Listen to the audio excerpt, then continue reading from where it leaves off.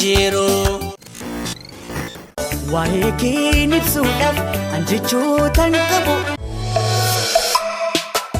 Waa'ee kee ibsuudhaaf anjechootaan qabu. Yoo jirtuun anjira kanaan achiin jiru. Anoo humna qabu waa tokko siin godhu. Du'ee baduu sillee anseenii kanfadhu. Waa'ee kee